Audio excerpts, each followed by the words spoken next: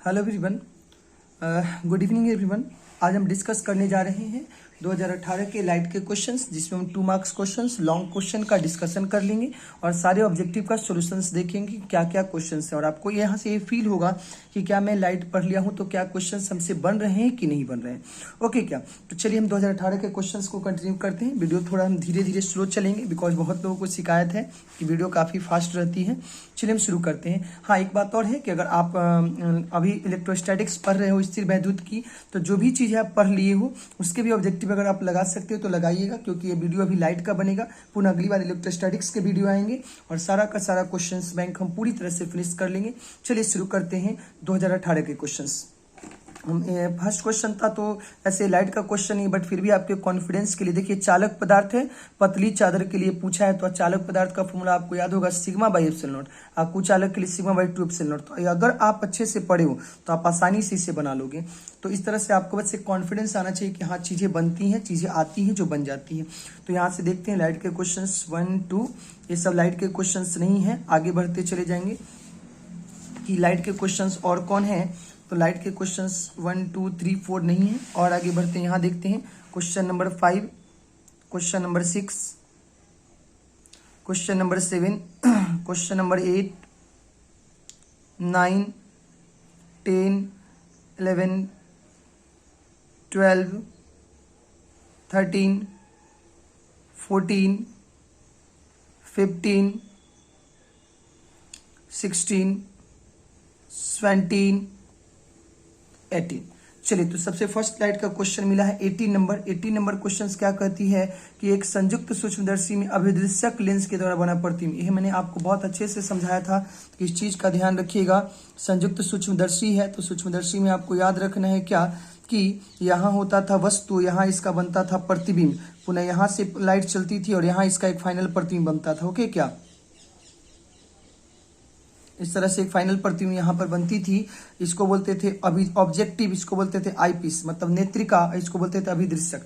तो इसको A B, A dash, B dash, A double dash और बी डबल डैश। आप देख सकते हो कि वस्तु है ए बी तो प्रतिबिंब बन रहा है ए डैश बी डैश, यानी ये जो अभिदृश्यक है इसके द्वारा उल्टा प्रतिबिंब बनता है, बड़ा प्रतिबिंब बनता है और वास्तविक प्रतिबिंब बनता है। तो चूंकि अभिदृश्यक के द्वारा पूछा गया तो हम निकालेंगे। अगर पूछा जाता नेत्रिका के द्वारा, तो देखिए ए का ए डैश, बी का बी डैश, तो सीधा प्रतिबिंब, आभासी प्रतिबिंब, बड़ा प्रतिबिंब बनता है। परंतु अगर पूछा जाए कि संयुक्त सूक्ष्मदर्शी के द्वारा, ए है वस्तु और ये है उसका प्रतिबिंब, उल्टा बन रहा है, बड़ा बन रहा है और यह आभासी प्रतिबिंब बनता है। तीनों पॉइंट आपको याद रखना पड़ेगा कि अभिदृश्यक के द्वारा कैसा बनता है, नेत्रिका के द्वारा कैसा बनता है, अब पूरे सूक्ष्मदर्शी के द्वारा कैसा बनता है। चलिए अब क्वेश्चन की तरफ चलते हैं। क्वेश्चन था कि संयुक्त सूक्ष्मदर्शी के अभिदृश्यक लेंस, तो अभिदृश्यक के द्वारा कैसा बनता है, तो वास्तविक बनता है, मतलब वास्तविक, उल्टा और बड़ा बनता है। Option number C is correct. तो चलिए 18 का कौन सा ऑप्शन सी है, सी करेक्ट है। 18 का option number C is correct है। चलते हैं और आगे देखते हैं लाइट के क्वेश्चंस कौन है। एक उत्तल लेंस को एक ऐसे द्रव में डुबाया जाता है जिसका अपवर्तनांक लेंस के अपवर्तनांक के बराबर है, तो लेंस की फोकस दूरी क्या होगी। वेरी सिंपल क्वेश्चन, मैंने आपको पढ़ा रखा है कि यदि किसी भी लेंस को एक ऐसे माध्यम में डाला जाता है जिसका अपवर्तनांक पहला केस, दूसरा केस हमने बताया था आपको ए, और थर्ड केस मैंने आपको बताया है ए। चलिए केस पढ़ते हैं। फर्स्ट केस, यदि लेंस का अपवर्तनांक माध्यम के अपवर्तनांक से छोटा है, तब लेंस की प्रकृति में कोई परिवर्तन नहीं हुआ। उत्तल लेंस की तरह दिखेगी, अवतल लेंस की तरह दिखेगी। अच्छा, यहाँ सॉरी यहाँ मिस्टेक हो गई, फर्स्ट को दिखेगा, यहाँ उल्टा हमने पढ़ लिया। यदि माध्यम का अपवर्तनांक लेंस से ज्यादा है, यानी माध्यम से ज्यादा है लेंस, यानी कैसे माध्यम में आपको डाला गया है जिसका अपवर्तनांक लेंस के अपवर्तनांक से ज्यादा होता है, तो लेंस की प्रकृति बदल जाती है। तो उत्तल लेंस होगा तो अवतल की तरह, और अवतल लेंस होगा तो उत्तल की तरह। दूसरा, यदि माध्यम से ज्यादा हो लेंस का अपवर्तनांक, तो लेंस की प्रकृति में कोई परिवर्तन नहीं होती है।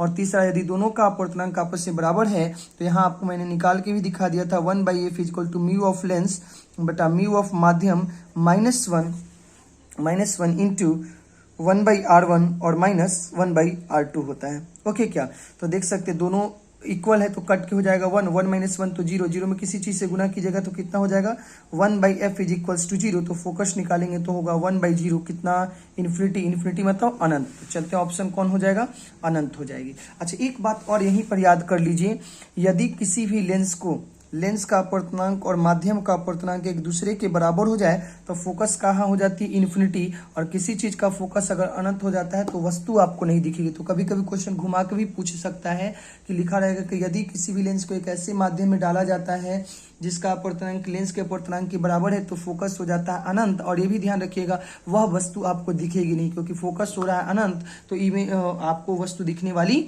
नहीं है। अनंत का मतलब बहुत बड़ा है, तो बहुत बड़ा चीज है तो उसका प्रतिबिंब काफी दूरी पर बनेगा जो आपको दिखेगी नहीं। तो सिंपल बस इतना ही याद रखिए, जब लेंस का अपवर्तनांक लेंस का अपवर्तनांक माध्यम के अपवर्तनांक के बराबर हो जाती है तो फोकस हो जाता है अनंत, पावर हो जाता है 0। और साथ ही साथ तीसरा पॉइंट याद रखिएगा कि वस्तु दिखने वाली नहीं होती है, लेंस अदृश्य हो जाती है, लेंस हमें नहीं दिखने वाली है। चलिए ओके, क्या ये 3 पॉइंट बहुत ही इंपॉर्टेंट है जो ध्यान रखना है। पहला, फोकस हो जाएगा अनंत, पावर हो जाएगा 0 और लेंस आपको दिखाई नहीं देगा। पानी में डाल यानी कि किसी भी लेंस को एक जैसे ए है मान लेते हैं लेंस, इस लेंस को एक ऐसे माध्यम में डाला गया जिसका अपवर्तनांक लेंस के बराबर है तो लेंस की प्रकृति में क्या होगा, परिवर्तन या परिवर्तन होना ना होना की तो बात ही छोड़ दीजिए, फोकस क्या हो जाएगा, अनंत हो जाएगा। एक पर एक फोकस बदल जाएगा।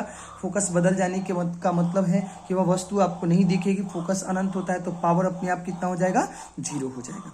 चलिए नेक्स्ट क्वेश्चन की बात करते हैं। तो नेक्स्ट क्वेश्चन है क्वेश्चन नंबर 20। क्वेश्चन नंबर 20 क्या कहता है, तो 20 नंबर क्वेश्चन कहता है कि माध्यम 1 से माध्यम 2 में जाने वाली प्रकाश पुंज के लिए क्रांति कोण थीटा है। प्रकाश का माध्यम 1 में वेग भी है तो प्रकाश का वेग माध्यम 2 में कितना होगा बताया जाए। तो चलिए क्वेश्चंस को देखते हैं। क्वेश्चन नंबर था 20।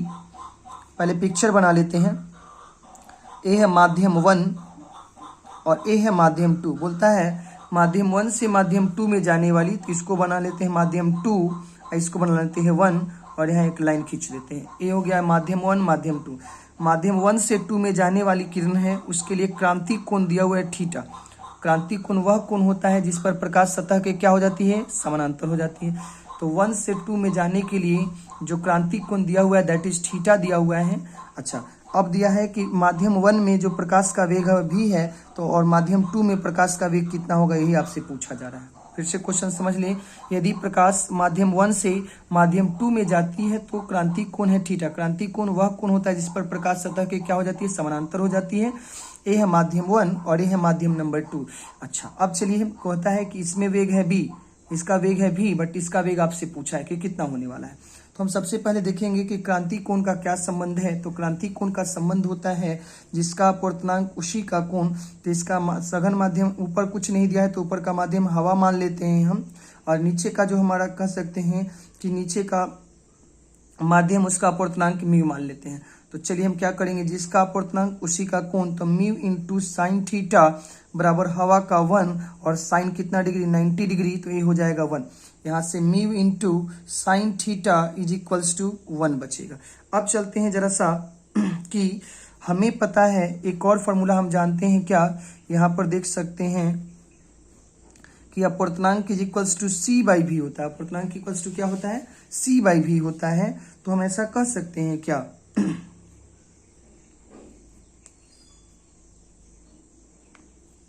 चलो इसको ऐसे ही बना सकते हैं।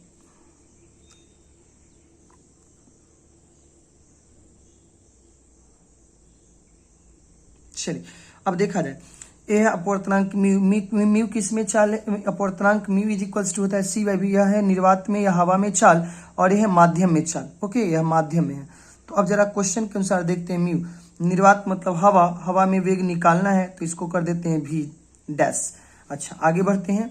माध्यम में वेग कितना दिया हुआ है, भी दिया हुआ है, तो हम भी डैश बटा भी कर सकते हैं।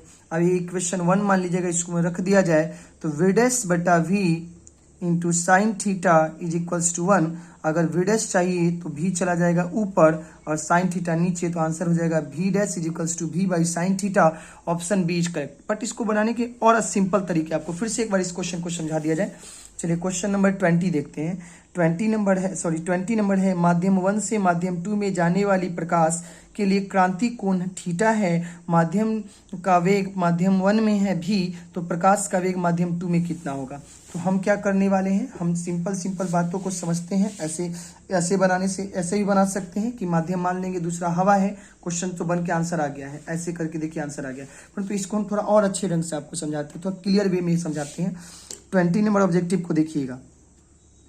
प्रकाश का क्रांति कोण दिया हुआ थीटा। क्रांति कोण वह कोण होती है जब प्रकाश सतह के क्या हो जाती है, समानांतर हो जाती है। ओके, ऊपर है माध्यम नंबर 2 और नीचे है माध्यम नंबर 1।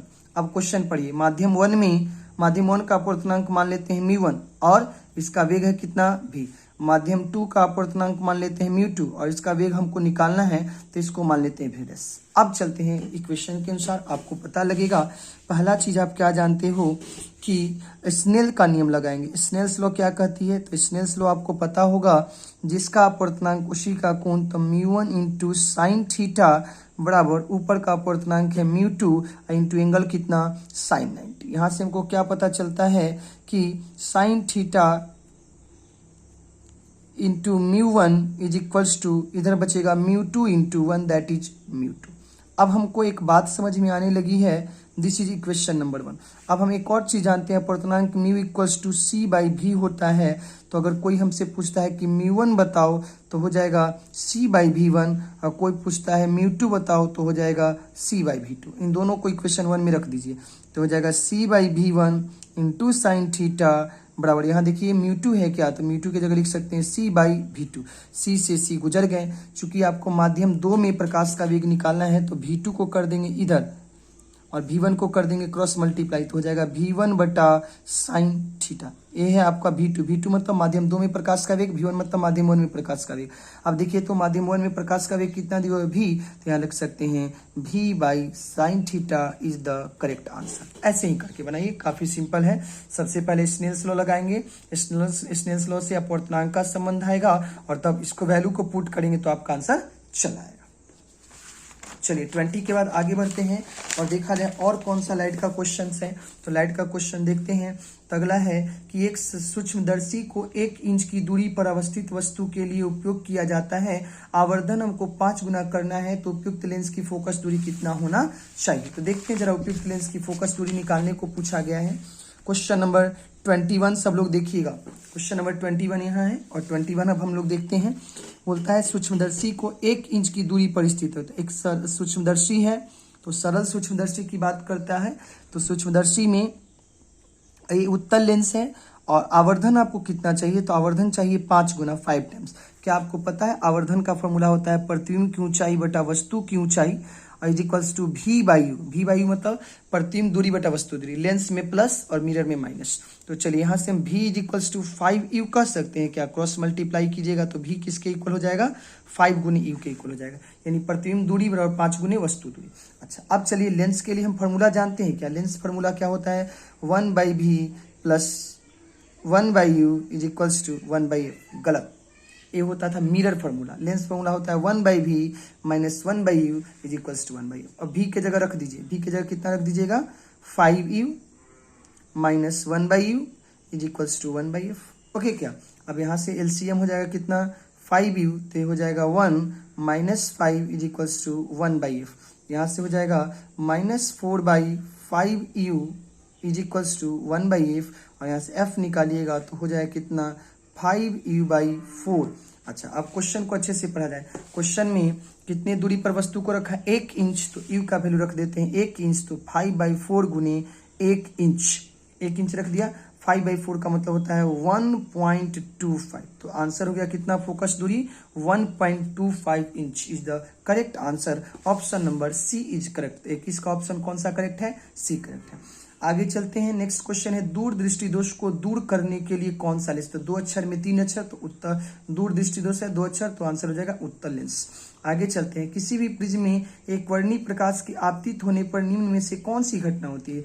तो प्रिज्म पर जब हम क्या करते, एक वर्णीय प्रकाश, एक वर्णीय मतलब एक रंग का प्रकाश डालते हैं तो वहां पर प्रकाश क्या हो जाती है, विचलित हो जाती है। प्रकाश किसी प्रिज्म पर आती है आपतित होने पर। एक बात का ध्यान रखिएगा, एक क्वेश्चन इतना बढ़िया ढंग का सेट किया है क्योंकि हड़बड़ में लोग को पता है कि प्रिज्म से होता है प्रकाश का विचलन और विचलन लगा के आंसर आ जाएगा। हम भी मिस्टेक करते हैं, आप भी करिएगा, इसीलिए हमने इसका ऑप्शन एक बार गलत बोला कि देखिए किसी भी प्रिज्म पर एक वर्णीय प्रकाश के आपतित होने पर निम्न में कौन सी घटना होती है।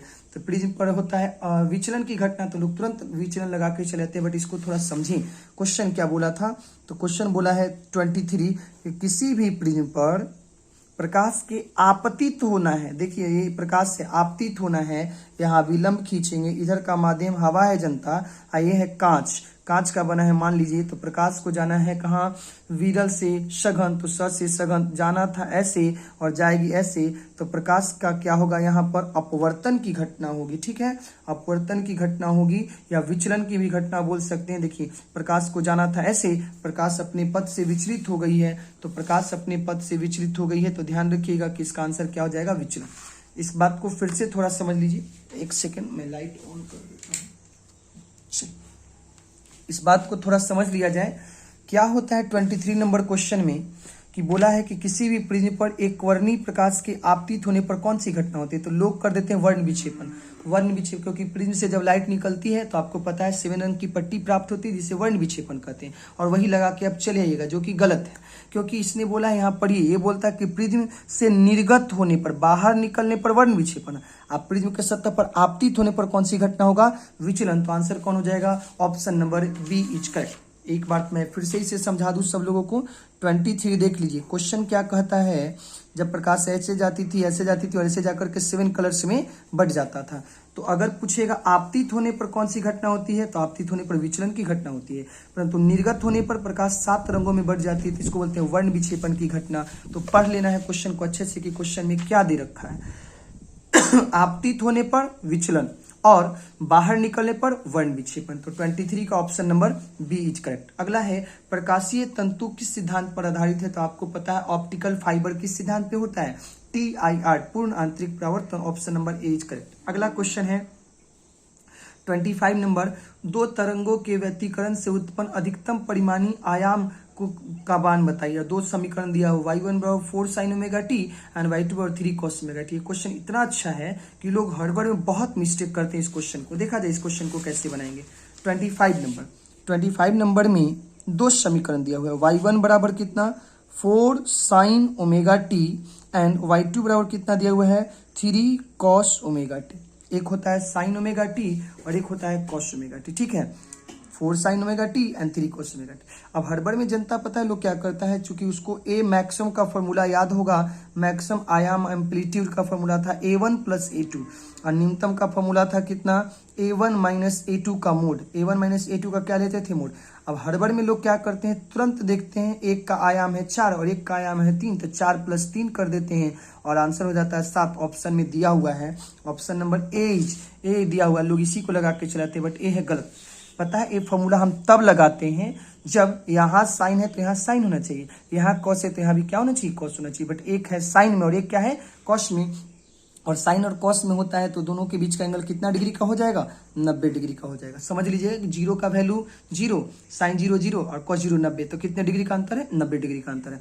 अब इसको फॉर्मूला लगाएंगे ए वाला, रूट अंडर A1 का स्क्वायर प्लस A2 का स्क्वायर प्लस 2A1 A2 और क्या लिखेंगे कॉस कितना डिग्री 90 डिग्री, कॉस 90 का वैल्यू 0, तो अंदर में बचेगा कितना 3 का स्क्वायर प्लस 4 का square that is root under 25 और बाहर निकलेगा तो कितना हो जाएगा 5 हो जाएगा। तो इस बात का बिल्कुल ध्यान रखें कि y1 बराबर 4 sin ओमेगा टी है एंड y2 बराबर 3 cos ओमेगा टी है। y1 बराबर क्या है, तो y1 बराबर है 4 sin omega T and y2 बराबर 3 cos ओमेगा टी, और एक है साइन में एक है कॉस में, तो थीटा है 90 डिग्री। हर बार में ये फॉर्मूला मत लगाएं क्योंकि ये फॉर्मूला लगाइएगा तो गलत हो जाएगा। यहाँ पर आपको आंसर 7 मिलेगा और 1 मिलेगा, और 7 और 1 दोनों ऑप्शन में देखिए कितने अच्छे से क्वेश्चन सेट किया, 7 भी है और 1 भी है, बट ये दोनों नहीं होगा क्योंकि ये फॉर्मूला हम तभी लगाते हैं जब दोनों साइन में हो चाहे दोनों कॉस में हो। एक साइन और एक कॉस में है तो सामान्य फॉर्मूला से चलेंगे, रूट अंडर A1 का स्क्वायर प्लस A2 का square plus 2A1 A2 cos 90 solve कीजिएगा तो आंसर हो जाएगा 5। Option number B is correct. अगला है तरंग के कालांतर तथा पथांतर में क्या संबंध है, तो आपको हमने व्यतिकरण पढ़ाया था तो बताया था डेल्टा एक्स बराबर 2 pi by lambda, delta five बराबर 2 pi by lambda into path difference. कालांतर बराबर 2 पाई बाई लेमडा इंटू पाथांतर होता है डेल्टा फाइव बराबर 2 pi by lambda into delta x. तो क्वेश्चन में आपसे पूछा है डेल्टा एक्स, तो अगर डेल्टा एक्स निकालना होगा तो लेमडा ऊपर चला जाएगा 2 पाई नीचे चला जाएगा इंटू क्या बचेगा डेल्टा फाइव। मैच करते हैं कौन सा ऑप्शन है, लेमडा बटा 2 पाई होना चाहिए, लेमडा बटा 2 पाई गुने 5। Option number C is correct. ये सब फॉर्मूला आपको बिल्कुल याद होना चाहिए टिप्स पर। नेक्स्ट क्वेश्चन है मानव नेत्र की विभेदन क्षमता, ये आपको याद करना पड़ेगा, 1/16 मिनट होता है। मानव नेत्र की विभेदन क्षमता मतलब प्रतिबिंब को अलग अलग देखने की जो क्षमता होती है, एक वस्तु के सभी भाग को अलग अलग देखने की जो प्रकृति होती है उसी को बोलते हैं विभेदन क्षमता। और मानव नेत्र की विभेदन क्षमता मिनट में होती है, 1/16 मिनट। चलिए आगे चलते हैं। और कोई लाइट का क्वेश्चन है तो यहाँ पर हमको देखने को मिलता है कि अब हमें एक भी लाइट का क्वेश्चन इधर नहीं दिख रहा है। अब आगे बढ़ते हैं और देखते हैं कोई लाइट का 2 ऑब्जेक्टिव क्वेश्चन है क्या। चलिए यहाँ पर लाइट के क्वेश्चंस नहीं है। चलते हैं अब हम 2 मार्क्स के क्वेश्चन की तरफ। 2 मार्क्स के क्वेश्चन देखेंगे। लाइट के कोई क्वेश्चन है क्या? लाइट के क्वेश्चंस अगर होंगे तो उन्हें हम बनाएंगे, अगर नहीं होंगे तो उन्हें हम नहीं बनाएंगे। चलिए लाइट के क्वेश्चंस और कोई हैं? देखा जाए 2 मार्क्स के क्वेश्चंस लाइट के नहीं है, यहाँ भी लाइट के क्वेश्चंस नहीं है, ये सब लाइट का क्वेश्चंस नहीं है, सब आपसे बनेंगे, टोटल का टोटल बनेगा। एक भी ऑब्जेक्टिव सब्जेक्टिव लॉन्ग क्वेश्चन ऐसा नहीं होगा जो आपको नहीं आएगा, टोटल का टोटल आपको आ जाएगा। तो इस तरह से यहाँ तक तो 10 तक तो नहीं था। आगे चलते हैं तो जैसे ही देखते हैं 11 नंबर प्रकाश का क्वेश्चन है तो इसे हम बनाना पसंद करेंगे। 12 भी है प्रकाश का क्वेश्चन, 13 भी है प्रकाश का क्वेश्चन, तो तीनों को हम लोग बारी बारी से डिस्कस करेंगे। सबसे पहले क्वेश्चन डिस्कस करना चाहते हैं 11 नंबर। 11 नंबर क्वेश्चन है क्या? 11 नंबर क्वेश्चन कहती है कि एक मछली पानी के अंदर √7 सेंटीमीटर की गहराई पर तैर रही है। मछली पानी के बाहर केवल एक वृत्ताकार भाग देख सकती है। इस वृत्ताकार भाग की त्रिज्या कितनी होगी? वायु के सापेक्ष पानी का अपवर्तनांक 4/3 है। चलिए क्वेश्चन को देख लेते हैं। आपके नोट्स में भी ये क्वेश्चन है। एक मछली है जो पानी में कितनी दूरी पर है? तो पानी में जनता √7 मीटर की दूरी पर है, सेंटीमीटर की दूरी पर है। ओके क्या? तो चलिए इस मछली से को ऐसे प्रकाश भेजेंगे, सीधी प्रकाश बिना विचलित होकर के निकलेगी। एक प्रकाश यहाँ गई है और एक प्रकाश यहाँ गई है। इसने बोल रखा है कि मछली को एक वृत्ताकार भाग दिखता है, इसका मतलब इसके बाद हो जा रहा होगा पूर्ण आंतरिक परावर्तन TIR, प्रकाश सतह की हो जाती होगी समानांतर। यहाँ पर एक अभिलंब खींचेंगे, इसको बोलेंगे कौन सा कोण? क्रांतिक कोण, क्योंकि क्रांतिक कोण पर प्रकाश सतह के क्या हो जाती है? समानांतर।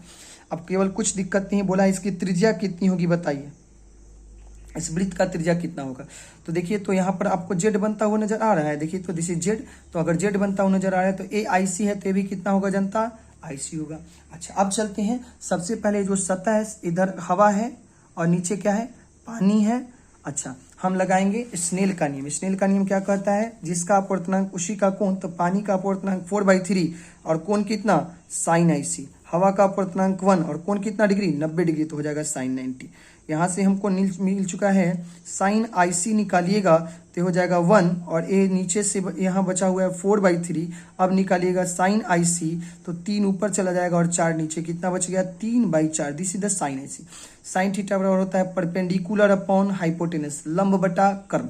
तो अगर कोई पूछेगा कि tan IC कितना होगा तो tan थीटा बराबर होता है P/B, तो P के जगह तो 3 लिखेंगे। अब B निकालना है तो √h का स्क्वायर मतलब 4 का स्क्वायर माइनस 3 का स्क्वायर, तो बचेगा 3/16 - 9 दैट इज √7। क्या हमको tan IC मालूम हो गया क्या?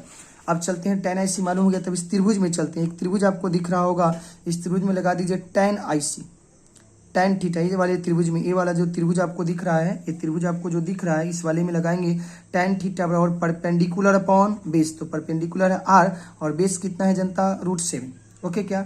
यहाँ भी tan IC निकला हुआ है, यहाँ भी tan IC निकला हुआ है। LHS इक्वल है तो RHS इक्वल हो जाएगी, तो R/√7 इज इक्वल्स टू 3/√7। √7 से √7 कैंसिल हो गया और R का वैल्यू कितना? Centimetre, 3 centimetre. हो सकता है बोले इसका एरिया बताइए, तो सर्कल का एरिया कितना, वृत्त का एरिया कितना होता है? तो वृत्त का एरिया होता है, वृत्त का क्षेत्रफल πr², 3 का स्क्वायर कर दीजिएगा, आपका आंसर चला आएगा। चलिए नेक्स्ट क्वेश्चन की तरफ चलते हैं। 12 नंबर क्वेश्चन बोला है खतरे की घंटी लाल रंग की क्यों बनाई जाती है? तो ये सारी चीजें आपको पता है कि लाल रंग का तरंग दैर्ध्य, लाल रंग का प्रकीर्णन, ये सारी चीजें नोट्स में है, तो बताने की जरूरत नहीं है कि खतरे की घंटी लाल रंग का क्यों बनाते हैं। लाल रंग का जो होता है प्रकीर्णन, ये सारी घटनाएं कम होती है, तरंग दैर्ध्य ज्यादा होता है, अधिक दूरी तय करती है, कम समय में बहुत दूरी से दिखाई देती है। तो ये सारी केसेस हमने बहुत सुंदर ढंग से नोट्स में लिखवा रखा है कि खतरे की घंटी लाल रंग की क्यों बनाई जाती है, वहां भी देख सकते हैं या इसके आंसर यहां भी देख सकते हैं। चलिए नेक्स्ट क्वेश्चन देखते हैं। 2 मार्क्स क्या पूछा गया है?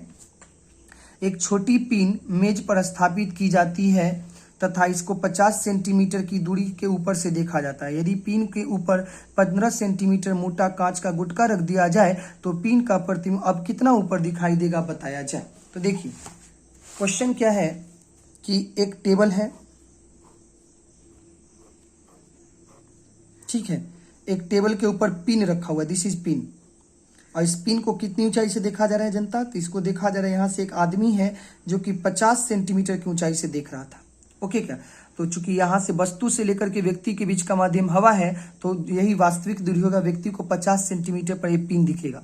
परंतु अब बोल रहा है कि इसके ऊपर में 15 सेंटीमीटर चौड़ाई का थिकनेस का हम लोग क्या लगा देते हैं, एक कांच का सिल्ली लगा देते हैं, तो वस्तु कितना ऊपर शिफ्ट हो जाएगी। तो वेरी सिंपल है, हमने आपको ये वाला क्वेश्चन करा रखा है। स्लैब मैंने आपको पढ़ाया है कि स्लैब से कितना शिफ्ट होता है, और स्लैब से शिफ्ट का फॉर्मूला था, खिसकाव का फॉर्मूला था कितना, यानी कि खिसकाव निकालने का फॉर्मूला था कितना जनता? तो t इंटू 1 माइनस 1/μ। क्या फॉर्मूला था? t इंटू 1 माइनस 1/μ, जहाँ t है कांच के सिल्ली की चौड़ाई। यहाँ पे t कितना दिया हुआ? 15 सेंटीमीटर, तो 15 सेंटीमीटर 1 माइनस μ।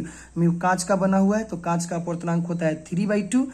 जब इसको सोल्व किया जाएगा तो हो जाएगा 15, और 1 माइनस 2/3 और कीजिएगा तो 15, और इंटू बचेगा 3 माइनस 2 यानी 1/3, और सोल्व कीजिएगा तो हो जाएगा 5 सेंटीमीटर। तो ये जो पिन है यहाँ से पहले 50 सेंटीमीटर पर दिख रही थी, अब 5 सेंटीमीटर ऊपर चली जाएगी। जब 5 सेंटीमीटर ऊपर खिसक जाएगी तो अब यह पिन कितने सेंटीमीटर पर दिखेगी? 45 सेंटीमीटर पर दिखेगी। तो अगर पूछेगा कितना पर दिखेगा तो 45 पर, कितना ऊपर जाएगा तो 5 सेंटीमीटर ऊपर शिफ्ट हो जाएगा वस्तु। ओके क्या? ये हो गया 12 नंबर। इसको अच्छे से समझ गए होंगे आप, और इसका सॉल्यूशन यहाँ भी देख सकते हैं, ऐसे समझ सकते हैं। चलिए अब चलते हैं लॉन्ग क्वेश्चन की तरफ, और लॉन्ग क्वेश्चन देखा जाए कि कौन से लॉन्ग क्वेश्चन लाइट के पूछे गए हैं। यह है संधारित्र का क्वेश्चन, जो आगे पढ़ेंगे, आगे चल करके सब न्यूमेरिकल पढ़ लेंगे। अच्छा यहाँ देखिए, हाइजेंस की द्वितीय तरंगिकाओं को समझाएं तथा अपवर्तन या परावर्तन। देखिए हमने बोला था या तो अपवर्तन पूछता है या तो परावर्तन पूछता है, तरंग प्रकाश की से कोई एक पूछेगा। तो अपवर्तन प्रूफ कर दीजिएगा, या पहले द्वितीय हाइजेंस की द्वितीय तरंगिकाएं क्या होती है समझा दीजिएगा, और तब इसका प्रूफ करना है क्या, तरंग प्रकाशिकी के द्वारा प्रकाश के परावर्तन चाहे अपवर्तन, कोई एक सत्यापित कर दीजिएगा। ये आपको 5 नंबर मिल जाएंगे। अब चलते हैं जरा सा न्यूमेरिकल की तरफ। एक न्यूमेरिकल है 15 सेंटीमीटर तथा 30 सेंटीमीटर फोकस दूरी वाले उत्तल लेंस को संपर्क में रखा जाता है तो लेंस की शक्ति क्या होगा। काफी सिंपल क्वेश्चन है। चलिए क्वेश्चन नंबर लॉन्ग को देख रहे हैं, और लॉन्ग में हम चलते हैं कि लॉन्ग क्वेश्चंस का क्वेश्चन नंबर 17 का अथवा का 1 न्यूमेरिकल चलते हैं। दो लेंस है, उत्तल लेंस, दोनों को टच में रखा गया है। तो आपको पता है 1/f equals to 1/f1 plus 1/f2 minus d/f1 into f2 होता है क्या। तो चलिए 1/f लिख सकते हैं। 1/f1 तो पहले का फोकस कितना है 15 सेंटीमीटर, प्लस दूसरे का फोकस है 30 सेंटीमीटर, और चूंकि संपर्क में रखा गया है तो d का वैल्यू 0 रखेंगे, 15 गुने 30, तो इनका तो काम खत्म हो जाएगा। अब एलसीएम ले लीजिएगा 30, 2 + 1 यानी कि 3/30, तो कट के हो जाएगा 1/10, यानी 1/f बराबर 1/10, तो फोकस कितना सेंटीमीटर हो जाएगा 10 सेंटीमीटर हो जाएगा। तो फोकस अगर 10 सेंटीमीटर है तो फोकस आ गया 10 सेंटीमीटर। तो आपसे पूछा है पावर, और power is equals to 1/f, तो लिखेंगे 1/10, और ध्यान रखते हैं पावर निकालते हैं तो मीटर में करते हैं, तो 100 से डिवाइड कर देंगे, 100/10, आंसर हो गया 10 डायप्टर। कितना आंसर हो जाएगा 10 डायप्टर। तो चलिए हमको 17 का अथवा का ऑप्शन नंबर 1 का शक्ति मिल गया कितना 10 डायप्टर। अगला क्वेश्चन है क्वेश्चन नंबर 2। क्वेश्चन नंबर 2 जरा हम इधर बना देते हैं।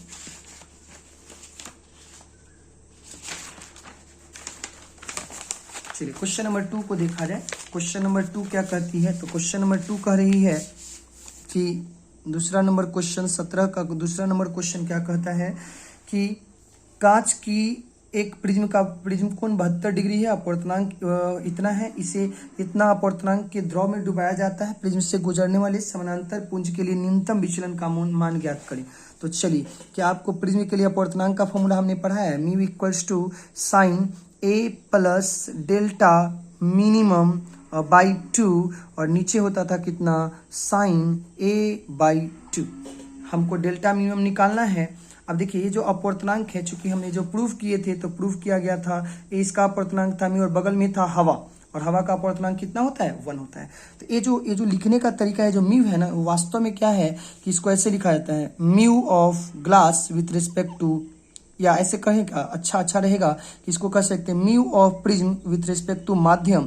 किसका अपवर्तनांक, प्रिज्म का अपवर्तनांक माध्यम के रिस्पेक्ट में। और अब ये फॉर्मूला याद रखिए आप, sine a plus delta minimum by 2, और नीचे हो जाएगा साइन a/2। ओके क्या, साइन a/2।